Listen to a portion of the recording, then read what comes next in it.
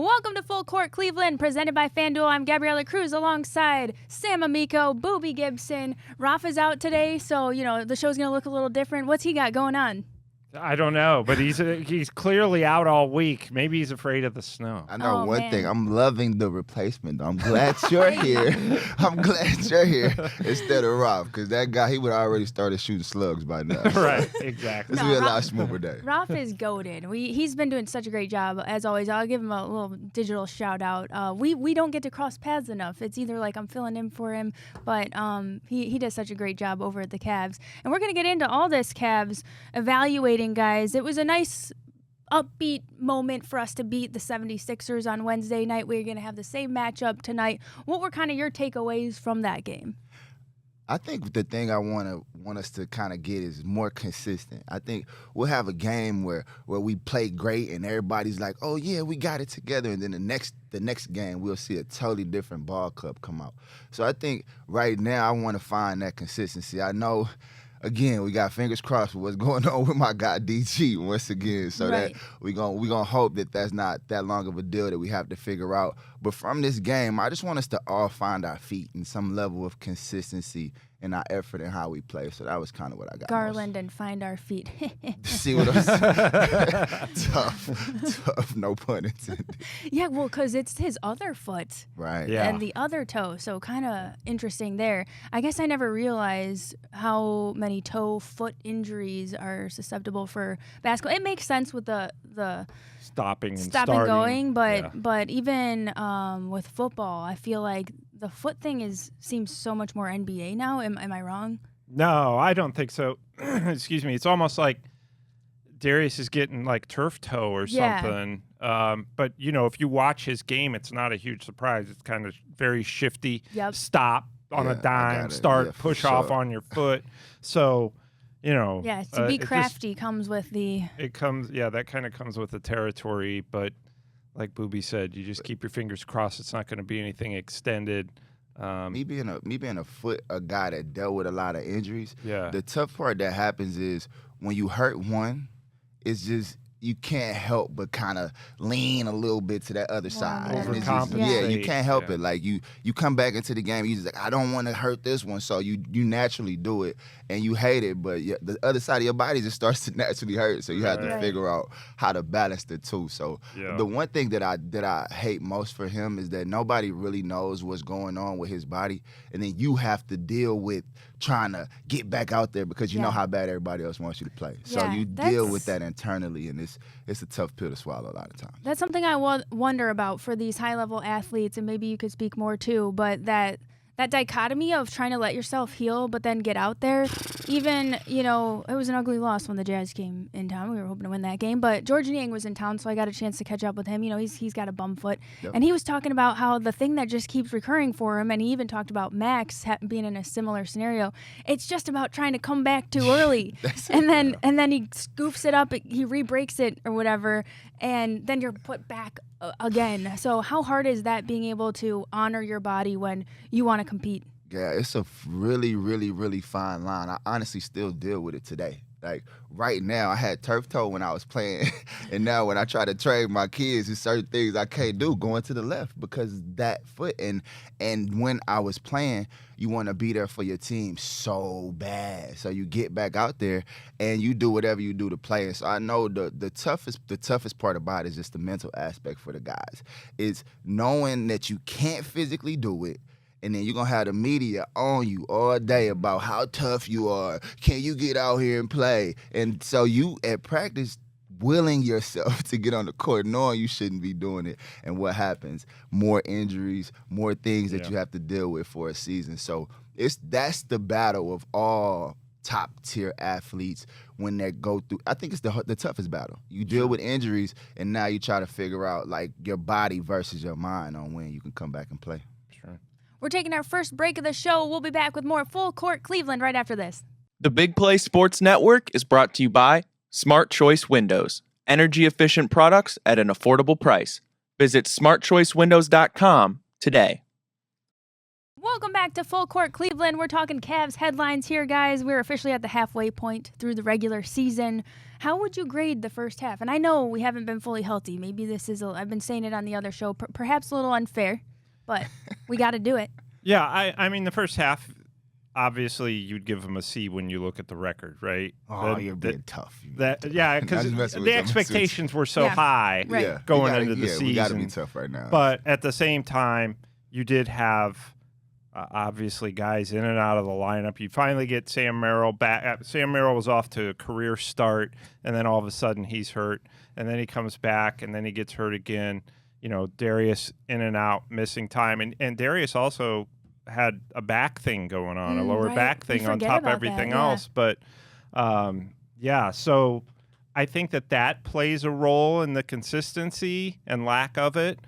But I think what we saw in the first game after the midway point, game number 42, going to Philly, when they have Embiid, they have Maxey, they have Paul George for one of the few times all season, and going in, to me, that shows you, okay, this team knows what it's capable of and what it can do, and we all saw it again. Yeah. So we saw it against the Timberwolves too. Like saw they it against the Timberwolves, up, right? So as Booby was saying earlier, you don't have to see that every night, but let's see it more often than not.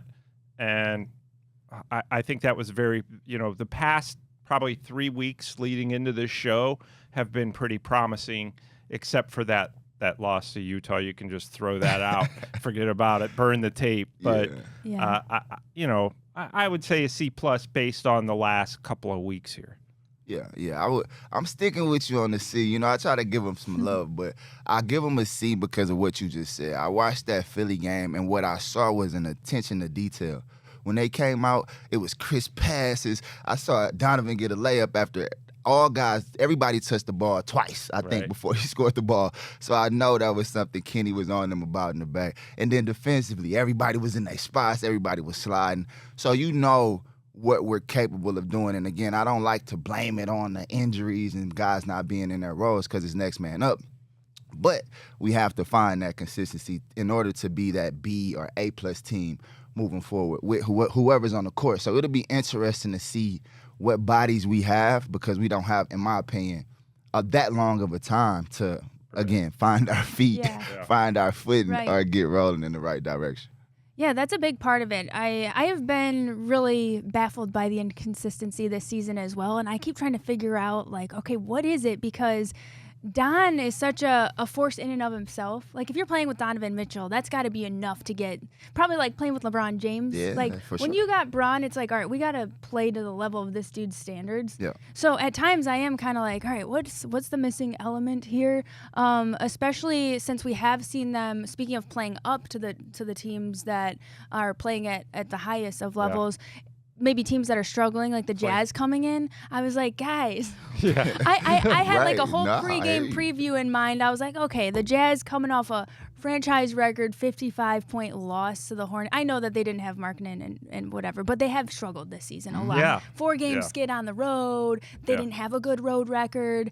And even I, in my head, going into the arena, was like, this is an easy dub tonight. And then you wonder, did the players think the same thing? Probably. And how do you combat that? Right. You just lost by 55 points. We got this one. Exactly. And I was like, guys, stop. You're embarrassing me. That's the mentality. And that's great that you said that, because I think what people miss is the games within the game. And it's that hard to win in the league, right? Yeah. So we might on our end be like, oh, it's the Jazz coming in. That's another win, and we can work on our game, get better for the next game we have to play. Meanwhile, inside that Jazz locker room, everybody got pride, and we just got embarrassed. Yeah. So the next team on our schedule is the Cavaliers. And so in our locker room, we got to destroy them. We can't let nobody think that 55-point loss is who we are. Mm-hmm. So the Cavs, I think, have to also understand that teams play with a chip on their shoulder based off of what everybody said we were coming into the season. Everybody said we was the best in the East. So teams are coming in here like, no, you're not. Prove it. And I think that's where we got to come into the game, knowing that teams want to take their best shot at us. Well, Kenny Atkinson said that last season when they were playing Washington, and I asked him, obviously Washington at the time was not any good. Yeah. And I said, you're playing a team that's down and out and young and not winning any games, and he just stopped me and he said, "That's a coach's greatest fear." I'm telling Yes. you. It's a greatest fear because, these are NBA players too, and you slip up, you give them an inch, they're gonna run with it. get And mad. Utah went on that 19-4 run or whatever to open the game. It's just like Booby said, Right. and after the game, Kenny Atkinson, you were there, was laughing. He was like, "This is what happens in the NBA. Yeah. This team lost by 55. We played well the other day. They came in with something to prove, and we didn't come out with the right energy and the right mindset." And that's just, like Booby says, just kind of human nature to kind of look at things that way. Yeah, and the psychology of sport in Yeah. general. Yeah. Even I remember toward the end of Brown's season with the Steelers coming into our house, somebody had asked somebody on the Steelers, I forget who it was, but talking about, so this should be not an easy win, but like we're coming in, it's the Browns. They've struggled this year. They're still getting their stuff together, so this should be a win for you guys. And right away, this player was like, not when you got Myles Garrett out there. Yeah. Like, not when you cannot count these guys out. Like, and sure enough, actually, the Steelers ended up losing. We beat the Steelers. Yeah. So it's just that psychology aspect is so interesting, and to get everybody on the same page with not overlooking an opponent that maybe is in a rough patch or a struggle. It's almost the time to double down and be like, no, this is the one we gotta get. And that's where the magic of LeBron James, I would always say, that was the difference in him when I was playing. He made you understand that somehow. I don't know how he would do it, but he would make you understand that throughout the season. I remember one game we were playing against Milwaukee. It might have been a game where he didn't score 10 points. And I think Drew Gooden, though, might have scored 30 points. So LeBron broke his streak of 10 whatever plus games, and Drew Gooden scored 30. And I remember they asked him, like, what they were asking him about his thing, and he was like, nah, Drew had it going. I wanted to let him go. I wasn't worried about getting to that number. And it was a game in the middle of December that nobody cared about. But what LeBron was saying was at that time was, I was getting Drew ready for the postseason now. Yeah. And so he found ways throughout the year to get guys, to push guys' buttons, to turn guys up throughout the year. And so that's also the next step in Donovan's leadership, figuring out ways to get guys going on and off the floor. Kenny has talked about this idea of instilling the appropriate amount of fear into these guys with their playing. Do you think LeBron just had this ability to cultivate that type of a healthy amount of fear, like that guys then elevated? Because the fear was, on the court, he gonna give you that body language. If you ain't doing what you're supposed to do, he can't help it. So that was the fear. But he cultivated, like you said, in practice by shooting with guys or finding guys throughout that whole week of practice and getting their confidence to a level. Or sometimes just knowing what to say to a guy in a locker room. Just sliding by his locker and just saying, like me, he'll be like, Booby, I'm going to need you to shoot that ball tonight. Just don't think about passing, just shoot the ball. And go into the game, like, shoot. But I think that's some of the gamesmanship, the game within the game, that these leaders of these teams, they got to find their niche in how to do that with players, And I think Donovan does it. And I think he's getting better and better at it. They say, the relationship with Darius and his relationship with the teammates. But when you want to win, it's so many things, that's intangibles that you have to have as a team to get to that championship level. I can remember a game where, and I can't remember who the Cavs were playing. It was last season, and Darius was kind of struggling and just didn't have very good first half, and third quarter came out, was struggling a little bit more, and there was a time they were timeout, and it was a closer game than it should have been. It was like the Nets or somebody at home, and I saw Darius look over at Donovan like, uh-oh. And Donovan just put his arm around him like, it's all right, it's okay, it's no big deal. And then after that timeout, Darius shined the rest of the game. So it's just, like you said, you're always kind of having that appropriate fear, but at the same time, somebody like Donovan or LeBron or somebody is going to kind of build you up and help you get going. That's that chemistry that you try to develop off the court before you even get to these moments, so that you can be able to have the tough conversations if you need to, and just the supportive conversations. But I think that's all a part of winning, guys understanding their roles from the top to the bottom. Speaking of the chemistry and the synergy necessary to go to the next level, there were these DeAndre Hunter rumors, and he kind of put those to sleep about wanting to be traded. How does that shake up a locker room, even just that being floating around out there? And, I think a lot of guys say, like, it don't matter or they don't care, but you hear it, and I think I can't even really speak to how much worse it is now for the guys with social media. I was in the social media area, but it was just kind of getting started. Like, now, there's no way for you not to hear it or feel it, but that's where you got to be really connected as a team. And so I think that even watching the Philly game, even watching the bench support him when he got going in that first half, said, the guys in the locker room know what you've been dealing with, and on the road is kind of where you build that character and you have that 15-man bunker mentality where it's us against the world. And I think they were kind of able to show, like, we got your back. We kind of hear the chatter, but at the end of the day, it's us 15 against the world. And so it was nice to hear that. And it was nice to see him come out and say something when he didn't have to. It's not your job to explain it to us. But you know how Cleveland fans are. Sometimes we can get a little bit in our feelings, so it's good to know when people appreciate the land. Yeah, and I thought that was, it was great that he really kind of quieted that the next day. Like, a lot of times there'll be something I'll say in one of my stories that's like a throwaway comment, and then all of a sudden I see like one of these Twitter aggregators like blow it up, and I'm like, that's way out of context, and now this guy's going to suffer because of it, because all the rumors and stuff, and it's just like, oh gosh. But I think that's kind of what happened with DeAndre. These things take on a life of their own. Yeah. It's like one person reports it. We don't even know who initially reported it or if they're credible, and then all of a sudden it's everywhere, and it's like a virus. And I thought, he answered that right away talking to Chris Fedor at Cleveland.com. It was like less than 24 hours later he came out and said, look, that's not me at all. I don't want out of Cleveland. I love it here. So that sucks too, though, right? Like the fact that he never said that. Yeah. And like, what if he's extremely happy here and never had? He gives off like being really happy here. Yeah. So even I was kind of surprised about it, and then I was like, well, maybe there's something behind the scenes out of his control. But even still, I thought it was textbook PR for him to get out there, a self-proclaimed introvert, nonetheless, get out there and be like, no, and just doing that within that 24-hour window, so that we could just get back to our homeostasis on the team. Yeah.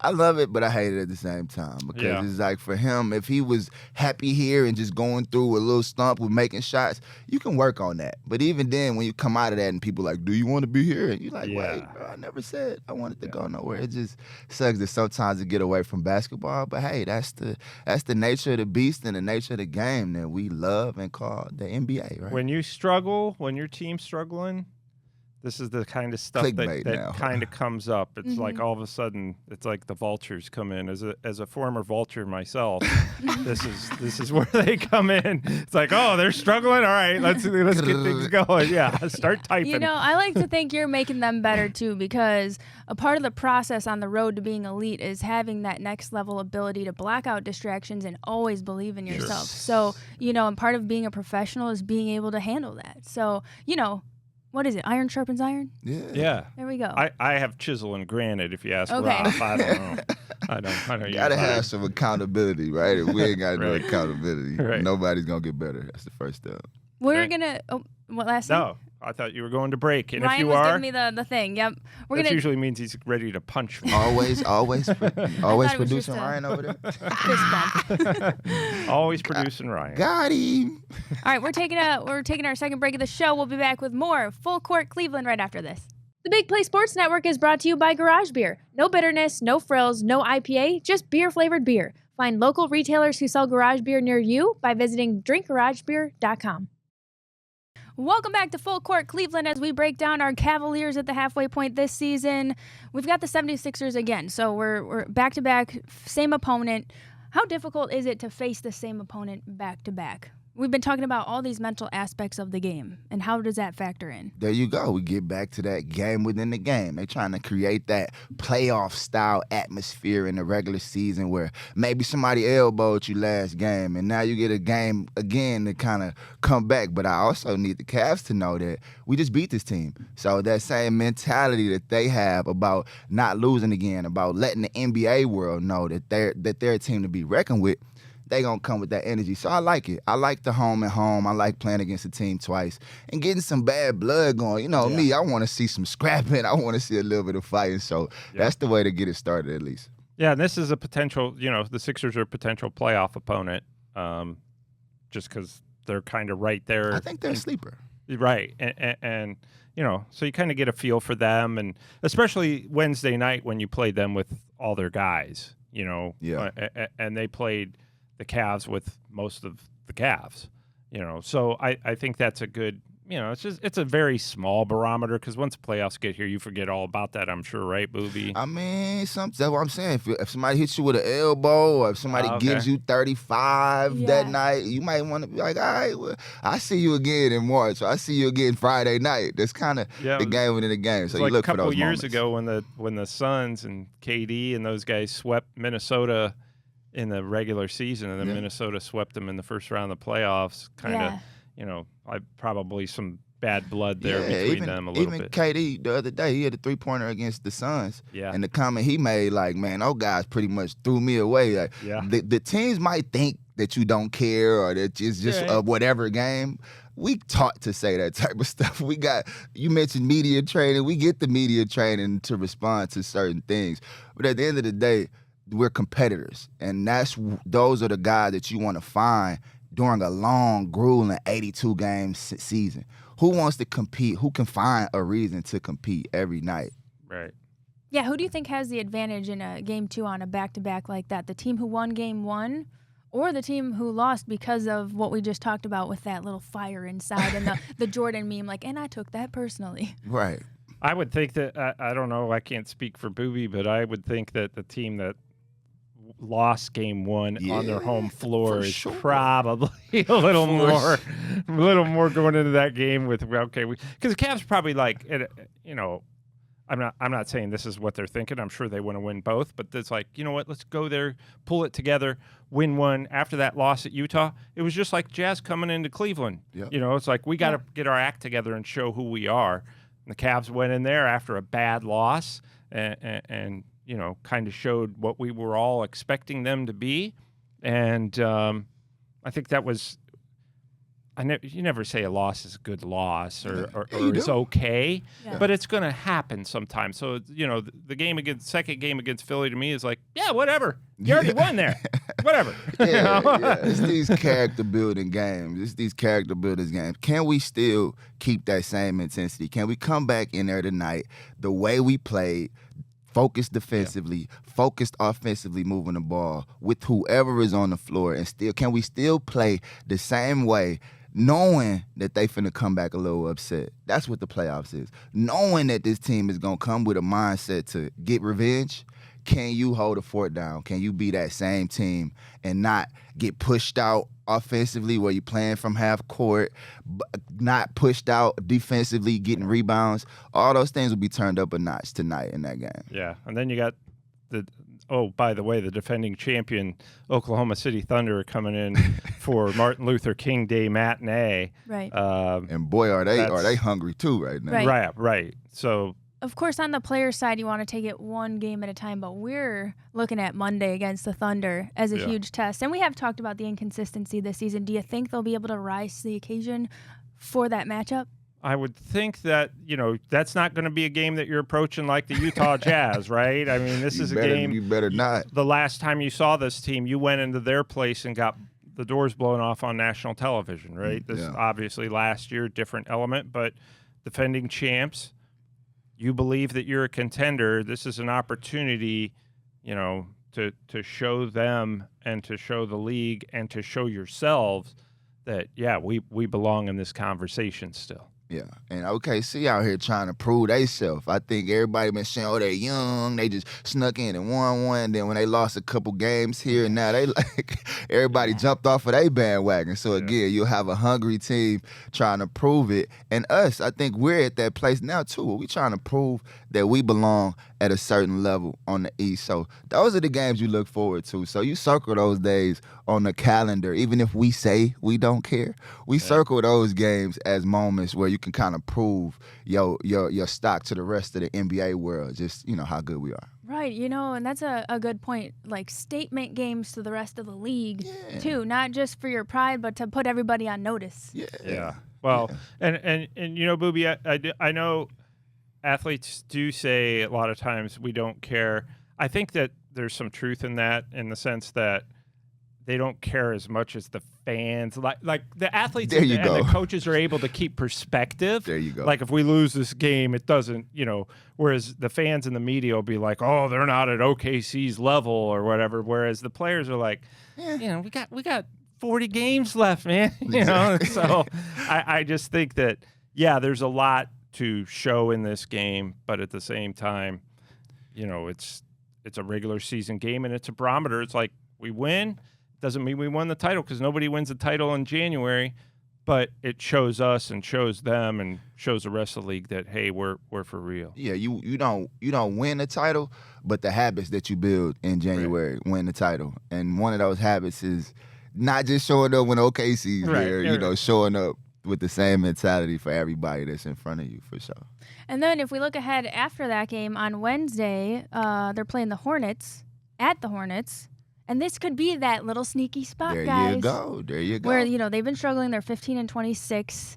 It's the perfect trap. Like, hey, do we let off the gas here? The Hornets are no joke. I mean, they went into L.A. last night and crushed the Lakers. I think the Hornets think they're better than we think they are. Like, right. I think I watched them play and it looked like they're starting to believe in themselves as a team that can contend. They got some young players over there with some game. They're getting healthy. So to your point, for sure, those guys are looking at the Cleveland game as an opportunity to show to the rest of the league. It might not be that big of a game as it should be for us. But to those guys, it's the Super Bowl. We want to get that thing done. They're hungry for it, and it's important for us to be just as hungry that game.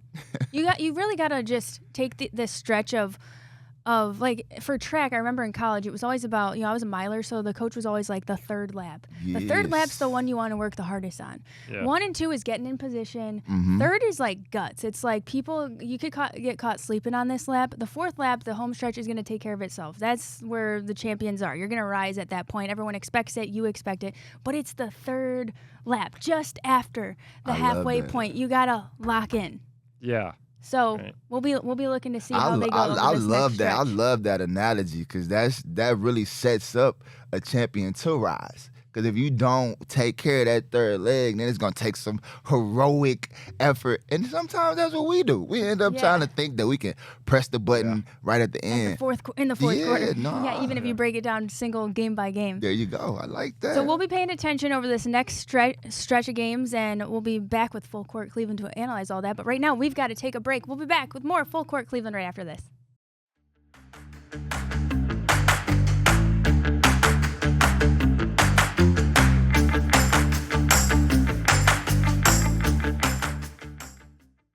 Welcome back to the Full Court Cleveland show. Our power rank is brought to you by Garage Beer. Garage Beer comes in just 2 flavors, classic light lager and lime. No frills, no bitterness, no IPAs. It's just beer-flavored beer. Find local retailers who sell Garage Beer near you by visiting drinkgaragebeer.com.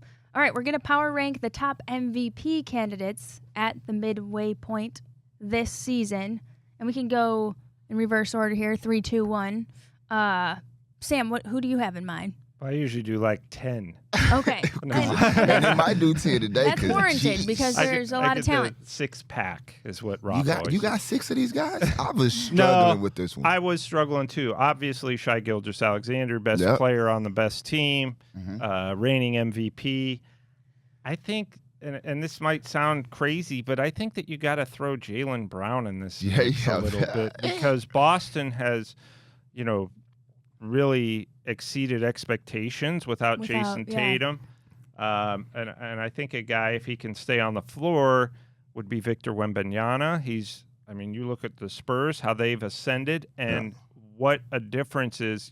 If you remember when he got hurt, they first were bringing him off the bench slowly and bringing him back slowly, and the game would be tied, and then they'd put him in, they'd be up by like 15, and then they'd have to take him back out because of minutes restriction and be tied again, and then they go back up 15. So, I mean, if he can stay on the floor, and I hope he can, because he's such a joy to watch, and just really changes the course of every game. San Antonio, another team exceeding expectations. So those are kind of my three off the top of my head, because as Booby and Roth would tell you, I never do any actual research coming into the show. I just make it up as I go along. So we have a couple maybes, three of the possible. But I'm struggling. I was struggling with this one too. I tried to research. I even talked to my dad, yo, Pops, who you got? Who's your MVP? And he couldn't really come with nobody either. We started with Shea. We got to Joker, obviously, and I think he might be out of the running right now because of what happened with the knee. I know there's a certain amount of games you got to play. But from there, it got a little tricky. I went, to my guy. I added KD to the bunch. I said what he's been able to do in Houston is kind of flip that culture around. And then the other one, my other sleeper was Kay Cunningham. I felt like Kay, what he's doing with the Pistons, kids almost working on a triple-double every night, it seems like, over there. And he has them in the maybe one spot for the East. So, I just think there's a bunch of really good teams with guys that are superstar talent.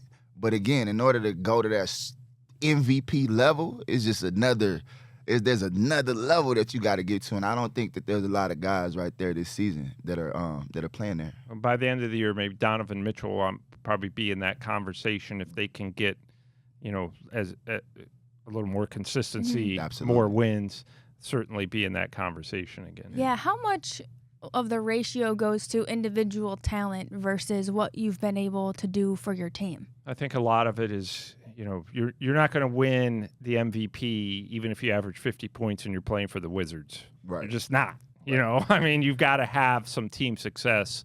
And a lot of times your team has to, exceed expectations. I think that's a lot of it. But, sometimes if you're just looking at individual talent or individual productivity, obviously you're going to throw Luka Doncic in that conversation, which he belongs in anyway. But But that's why there are guys who are forgotten, like Cade Cunningham didn't even cross my mind, but he's absolutely should be in that conversation. The best player on the best team in the East, for sure. That's why you kind of, the ratio kind of flips a little bit. You go to individual talent, but you got to add some winning in there just because that season, in order for, just there has to be some separating barometer. Some got to say this guy's better than that guy, because guys are putting up crazy numbers if you want to go around the league and find stats. But if it's not producing some wins, I think that's the only way you can kind of separate some of these guys in this MVP race right now. We're taking a break. We'll be back with more. I almost said Big Play Cleveland. Full Court Cleveland. New day, different show, different cast. We're here. Full Court Cleveland right after this.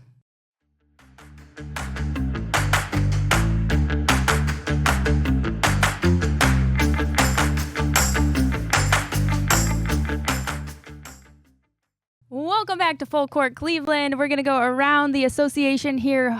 James Harden passes Shaquille O'Neal on the scoring list, the all-time scoring list. So he passed him for 9th place on the all-time scoring list. Do you think Harden gets enough credit for how good of a scorer he's been throughout his career? No. No, I don't. No. I don't. And I know that probably, it looked like he was lobbing that to Sam, but I think I had to jump. Good move. I just had to jump in here on this one because I grew up in Houston, and I was able to see him come from OKC to Houston. And that and when I watch the kids play today, it's all James Harden step backs. Everybody's doing 3, 4, 5, 6 step backs, right? The Euro step is James Harden too. So I think we talk about how Steph changed the game. We talk about how LeBron changed the game. James Harden really changed the game over those years when he was leading the league in scoring.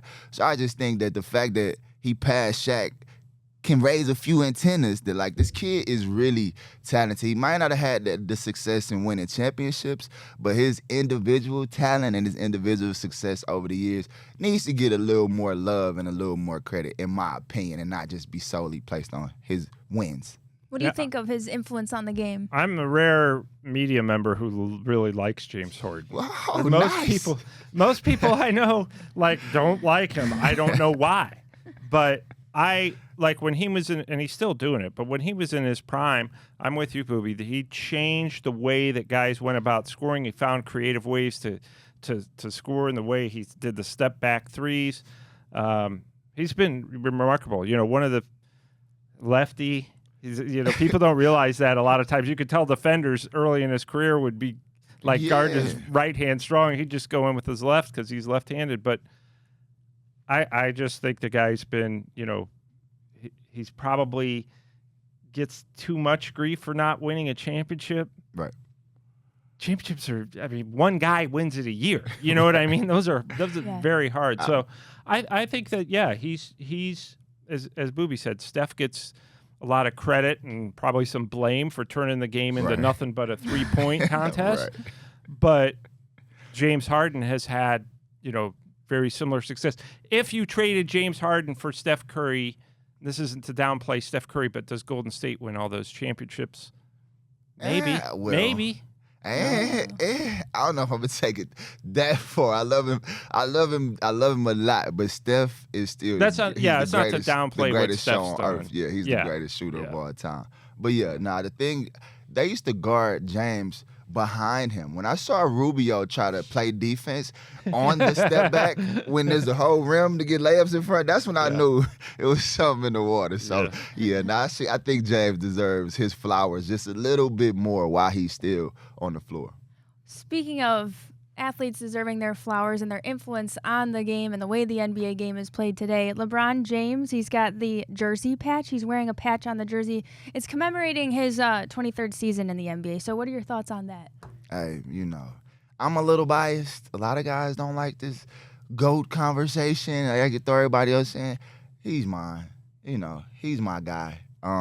Playing with him, the person that he is, the ability that he's been, the longevity he's been able to have for these 23 years will never be duplicated again. I just think that just all of those factors going together, he needs all of his flowers. I'm talking about, I want standing ovations at every arena. I think we don't give him the love he deserves while he's playing because we're always comparing him to somebody else. Mm-hmm. When we should just appreciate what we have right now because we'll never see it again. So my biased opinion, he's my GOAT. And I love the fact that he's getting his patches and flowers and everything else. Yeah, well, first of all, I'm a little biased too since LeBron and I were born in the same hospital. Okay. You know what? We won't mention the fact that I was 25 years before him or something. We know what Sam uses on Two Truths and a Lie. I ran that past him. He seemed to we're not the same age. He seemed to like it. But anyway, so no, just the fact that last night was every once in a while just stop because you take it for granted, like Booby said, because he's playing right now. You're not paying you just expect it. I looked last night to see their score against the Hornets. There's a minute and a half left in the game. He had 29 points. I'm really? 41 years old, 29 points, 7 assists. I'm just when he don't get it, we still get mad at him. When he don't got 30 and he don't got 9 assists, and we what are we doing? Is there a decline? You know what I mean? Our expectations for him are crazy. Right, and I think Booby's right in the sense that, look, 5 years probably he's going to be retired, and people will be talking about can't watch that guy play anymore. That's kind of depressing to think about if you're an NBA fan. I just got a little emotional over there. Booby, if it's you, are you and you put yourself in LeBron's shoes here, are you trying to go out on a high note, or when you're hobbling around and just you're not hitting the numbers anymore? What's your strategy for being able to exit a game that has been your livelihood for this amount of time? It's got to be difficult. Yeah, it got to be for him because this guy, it's basketball 24/7. You can go to his house, and if it's 8 TVs playing on the wall, it's 8 TVs with basketball. If it's all women, men, kids, whatever.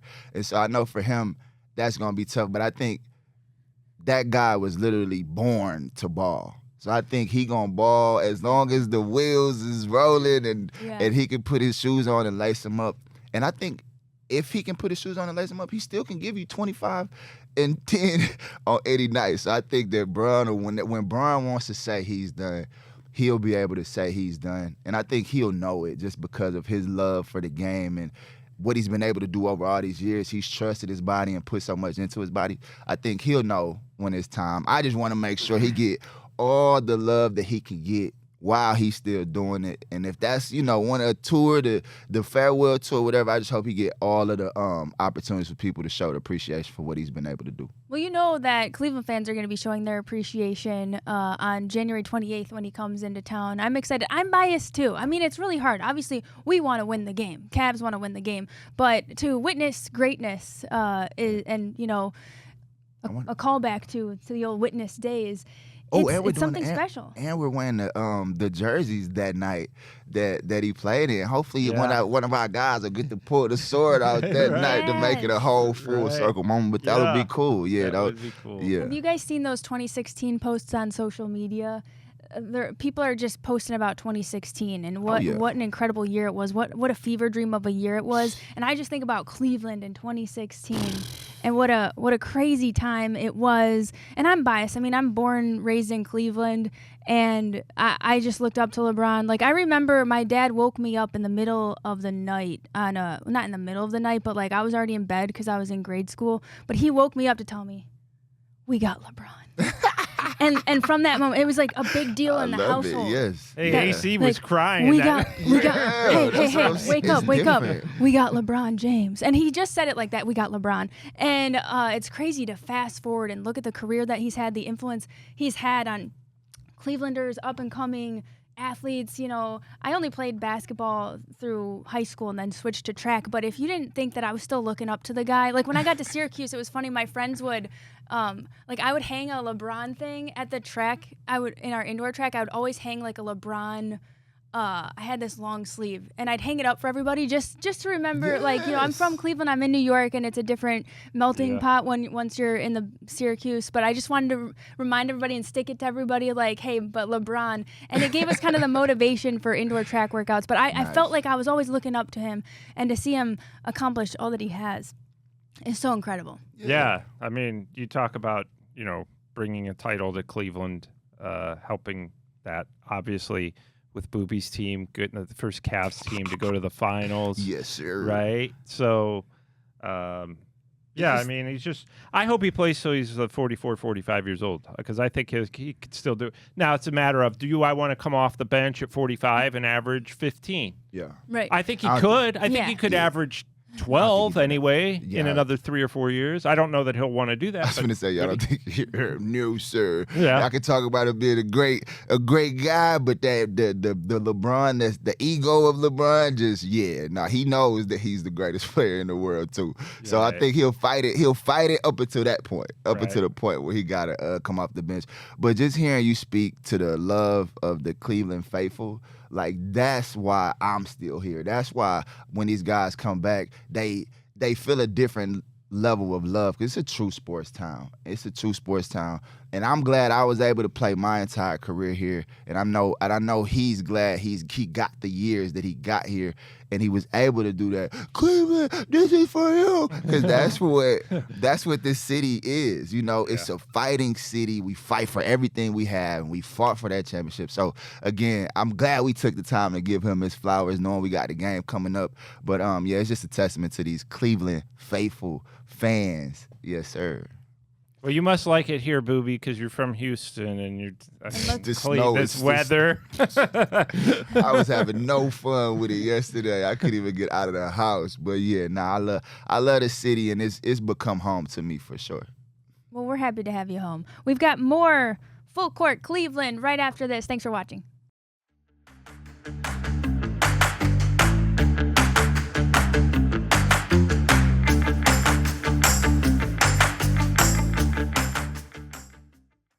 Welcome back to Full Court Cleveland. As we wrap up this show here, guys, we can go a little off script, a little miscellaneous. Any exciting plans? I know, Booby, you were saying like the snow had you down bad yesterday. It was a snow day for most people, and you included. I know you slept a lot.